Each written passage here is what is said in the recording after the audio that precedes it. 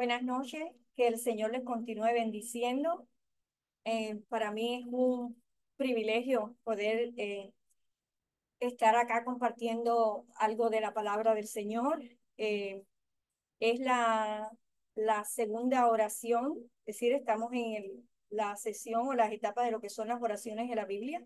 Pero antes quiero continuar con una oración. Padre, te damos gracias, Señor, por este tiempo. Bendito Señor, bendito tú, Señor. A ti sea toda la gloria y toda la honra, Señor. Te damos gracias por todos los procesos que estamos pasando, Señor, porque saldremos pulidos, Señor, porque no estamos solos, Señor, porque sabemos que tú estás con cada uno de nosotros. Te damos gracias, Señor. Bendecimos a aquellos, Señor, que están pasando por un proceso y están solos, Señor. Tú nos das la bendición de que hemos pasado, estamos pasando por proceso y nos has puesto personas al lado, Señor. Ya sea esposo, esposa, Señor, ya sea algún amigo especial. Mira, Señor, aquellas personas que están solitas en su proceso, Señor, ayúdala, Señor, en el nombre de Jesús. Padre Santo, no he visto justo desamparado, ni su simiente que mendigue pan. Necesitamos de ti, Señor, de día y de noche, cada segundo. Padre Santo, te damos la gracia porque yo sé que tú estás con nosotros, que tienes un propósito en la vida de cada uno de nosotros en medio de este proceso. Yo sé que tú permites y nos dices, disfruta este proceso, pásalo bien, porque no es para siempre. A ti sea la gloria y la honra por los siglos de los siglos. Amén y amén. En esta noche estamos ya, como ya les había comentado, segundo tiempo de las oraciones en la Biblia. Quisiera comenzar haciendo referencia a la diferencia entre orar y rezar. Eh, no creo que tengamos nosotros que ver la diferencia cuando alguien nos habla la palabra rezar, no somos quien, ¿verdad? Pero sencillamente es una acotación porque en la Biblia nos hablan de la oración, oración, oración y sencillamente la diferencia es que orar es una conversación más personal y espontánea, es una comunicación natural con el Señor. Mientras que rezar es una petición de oraciones preestablecidas, repetición de frases u oraciones formuladas. No se puede determinar con exactitud cuántas oraciones específicas hay en la Biblia, pero se estima que hay unos 650 ejemplos diferentes de cómo podemos hablar con Dios a través de las escrituras. Ejemplo, oraciones de bendición encontramos en la Biblia, oraciones de adoración, oraciones de petición, oraciones de intersección, oraciones de acción de gracia, oraciones de alabanza. El Nuevo Testamento contiene más de 25 oraciones apostólicas durante el ministerio terrenal de nuestro Señor Jesucristo aquí en la tierra. Sin más preámbulos, vayamos a la segunda oración que vamos a estudiar, es decir, y es Mateo 6 del 9 al 13, la oración del Padre nuestro. Vamos a ir leyendo esos versículos y viendo desglosado cómo consideré para analizar cada uno de estos versículos. Pero antes, que a confirmación de cómo yo comencé, la diferencia entre orar y rezar, quisiera comenzar antes de leerles el 7 y el 8. Dice, y vamos a leer en el nombre del Padre, del Hijo y del Espíritu Santo.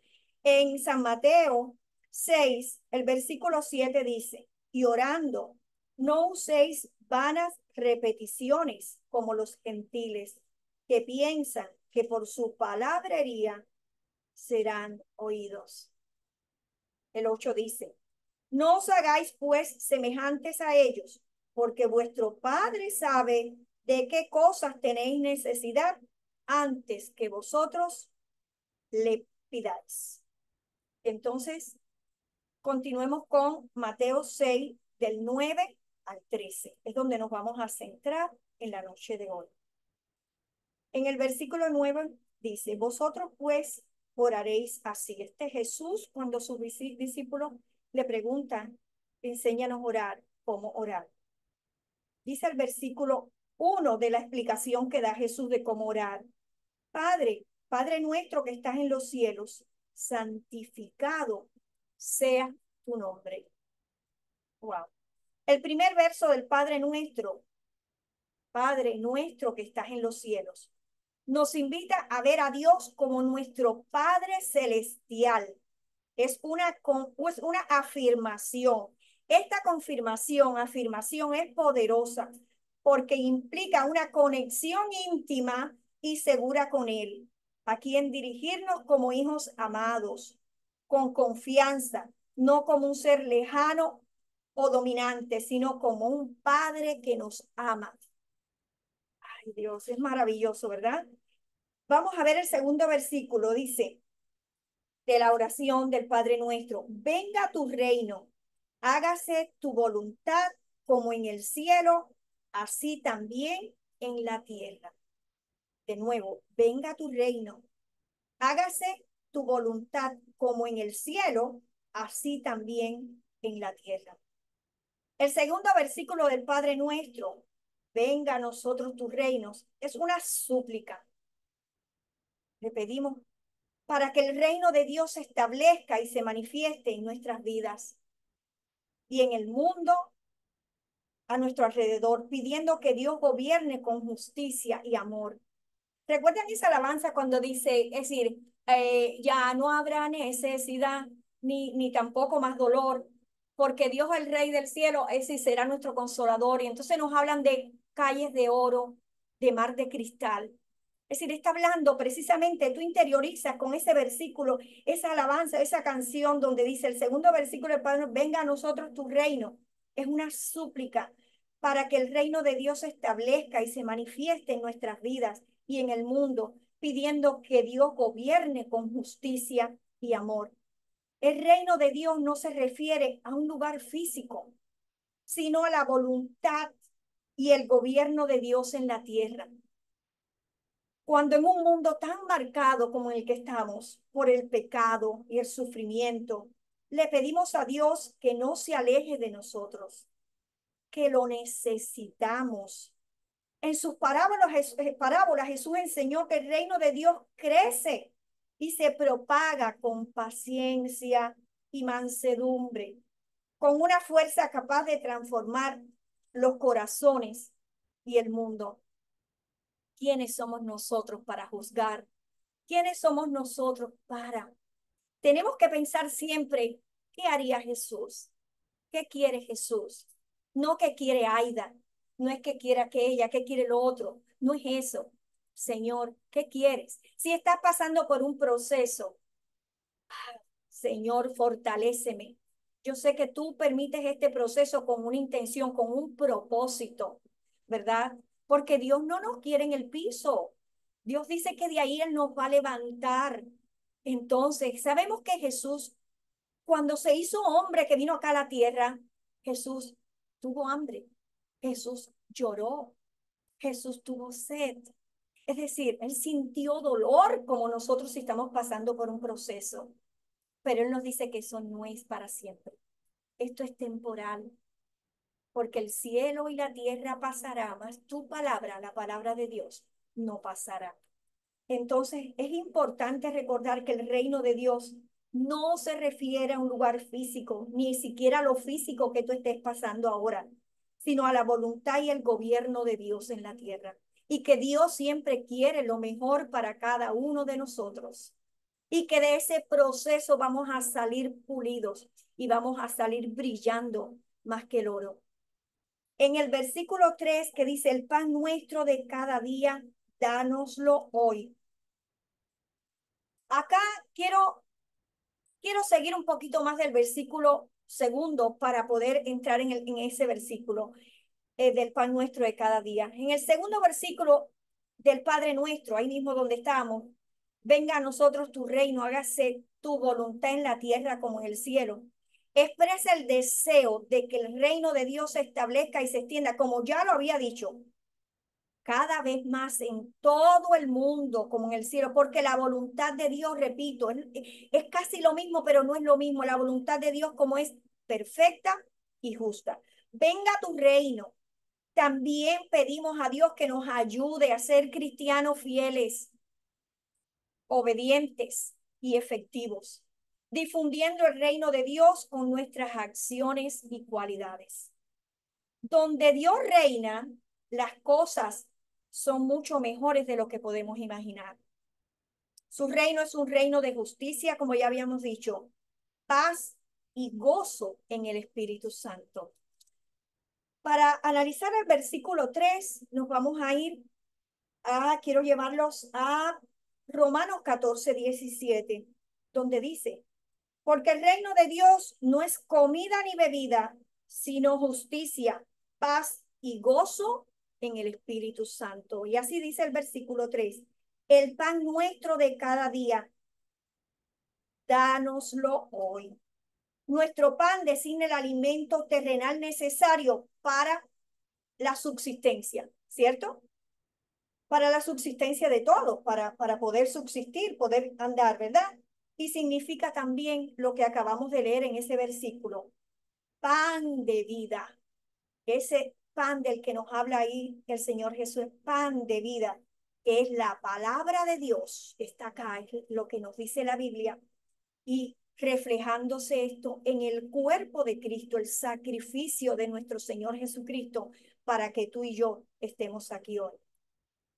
En el siguiente versículo, que es el versículo número 4, y dice así.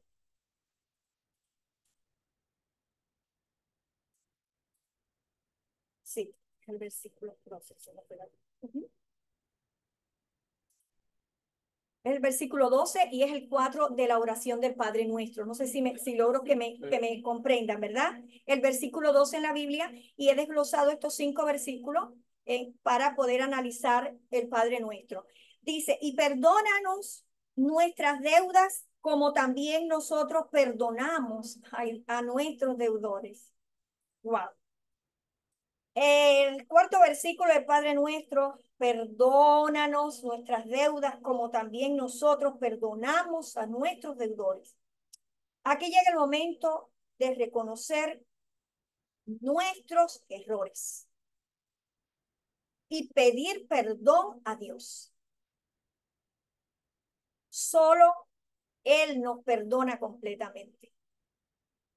Restaura nuestros corazones y nos da la oportunidad de un comienzo nuevo. Lo voy a repetir. Voy a repetir el versículo. Versículo 12 de la Biblia, es decir, Mateo 6, versículo 12.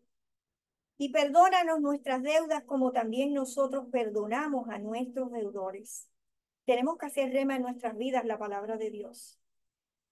En este versículo llega el momento de nuevo, repito, de reconocer nuestros errores y pedir perdón a Dios. Solo Él nos perdona completamente. Él cuando nos perdona, ¿sabe qué pasa después que nos perdona? Nos restaura. Restaura lo que está dentro de nosotros, nuestros corazones. Recuerden que Dios trabaja de adentro hacia afuera.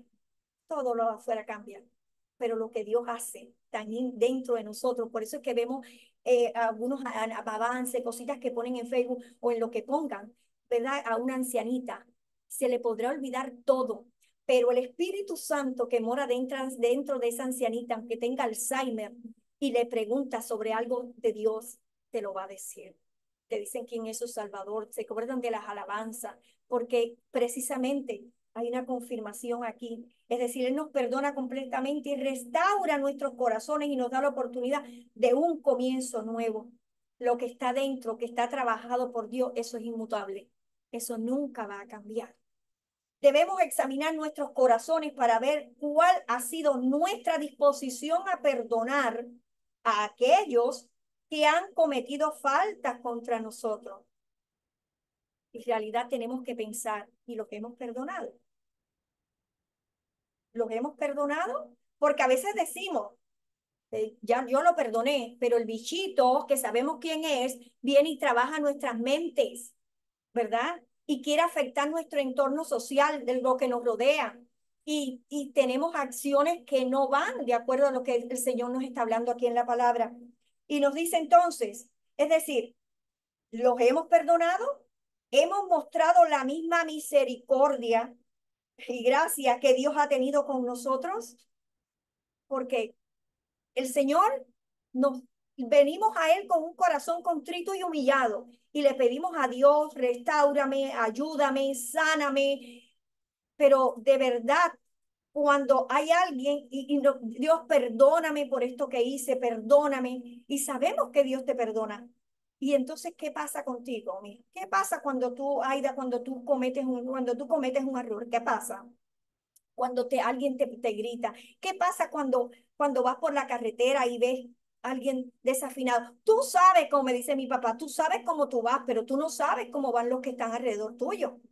Entonces, ¿qué pasa? Que Dios tenga misericordia, así como de nosotros, también de esas personas. Entonces, te dice, porque si perdonan a otros, y en Mateo 6 del 14 al 15, porque si perdonan a otros sus ofensas, también los perdonará a ustedes su Padre Celestial. Si no perdonan a otros sus ofensas, tampoco su Padre les perdonará a ustedes las suyas. Esto está en Mateo 6 14 al 15. Es importante entender que lo que tú no quieres para ti, no lo quieres para otro. Por lo tanto, lo que tú quieres para ti, también lo debes querer para otro, ¿verdad? Sé que nos cuesta porque estamos bajo construcción. Sé que nos va a costar, no es fácil, ¿verdad? Pero realmente tenemos que considerarnos y saber y tener la decisión, tener aquello de que soy un discípulo de Jesús, soy un discípulo de Cristo. Señor, transfórmame cada día, cada segundo. Tenemos que creer que estamos bajo construcción y no que lo hemos logrado todo. Porque dice la palabra, el que se sienta seguro, cuide que no se caiga. ¿Cuál de nosotros es el que de verdad ya puede lanzar la primera piedra? ¿Cuál? Entonces, si sigamos al siguiente versículo, y es al último, y dice, que es el número 13, el versículo número 15 del Padre, 5, perdónenme, del Padre nuestro. Y que no nos meta, y no nos meta, perdón, y no nos metas en tentación, mas líbranos del mal, porque tuyo es el reino y el poder y la gloria por todos los siglos. Amén. De nuevo. Y no nos metas en tentación. Es pidiéndole, porque sabemos que podemos ser tentados, ¿verdad? Si a Jesús lo tentaron, ¿verdad? Mas líbranos del mal, porque tuyo es el reino y el poder y la gloria por todos los siglos.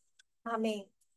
En este versículo, el no nos dejes caer en tentación, sino líbranos del maligno.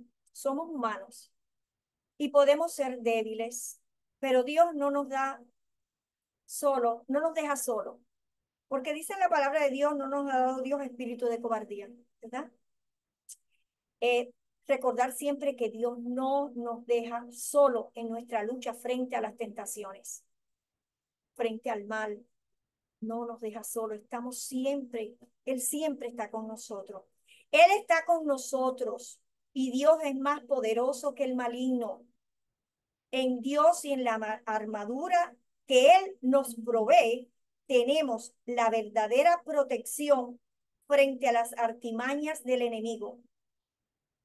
En Efesios 6:10, Dios pelea por nosotros y en Él tenemos la victoria final. No va a ser fácil, no es fácil, no es fácil, pero Dios pelea por ti, que me estás escuchando, que me estás mirando. Dios pelea por mí, Dios pelea por su iglesia y sabemos que en Él tenemos la victoria final. Con esta conclusión termino. No dejemos de glorificar a nuestro Señor con nuestras oraciones, nuestras alabanzas y con todo nuestro ser. No dejemos de expresarle a Dios nuestras necesidades. Él las conoce, pero no dejemos de expresárselas. Nuestras necesidades, nuestras alabanzas y agradecimiento, buscando siempre su dirección. Que Dios los bendiga.